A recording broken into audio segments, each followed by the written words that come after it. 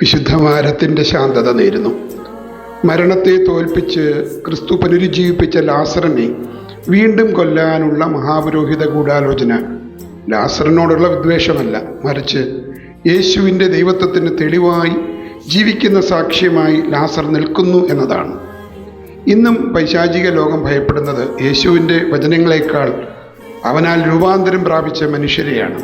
സത്യത്തെ തോൽപ്പിക്കാൻ കഴിയാത്തപ്പോൾ സത്യത്തിൻ്റെ സാക്ഷികളെ ഇല്ലാതാക്കുക എന്നത് കാലാതീതമായ ഒരു ഗൂഢാലോചനയാണ്. നമ്മുടെ ജീവിതം ക്രിസ്തുവിൻ്റെ ജീവനുള്ള സാക്ഷ്യമാണെങ്കിൽ ലോകം നമുക്കെതിരെ ഗൂഢാലോചന നടത്തിയേക്കാം. ലാസറിനെ വീണ്ടും കൊല്ലാൻ അവർക്ക് കഴിഞ്ഞില്ല, കാരണം അവൻ ക്രിസ്തുവിൻ്റെ മഹത്വത്തിൻ്റെ കാവലിലായിരുന്നു. മരിച്ചവനെ ഉയർപ്പിക്കാൻ കഴിയുന്ന ദൈവത്തിന് ജീവിക്കുന്നവനെ സംരക്ഷിക്കാനും അറിയാം. കഷ്ടാനുഭവ നാളുകളുടെ ശാന്തത നേർന്നുകൊണ്ട് തോമസ് പി ജോൺ.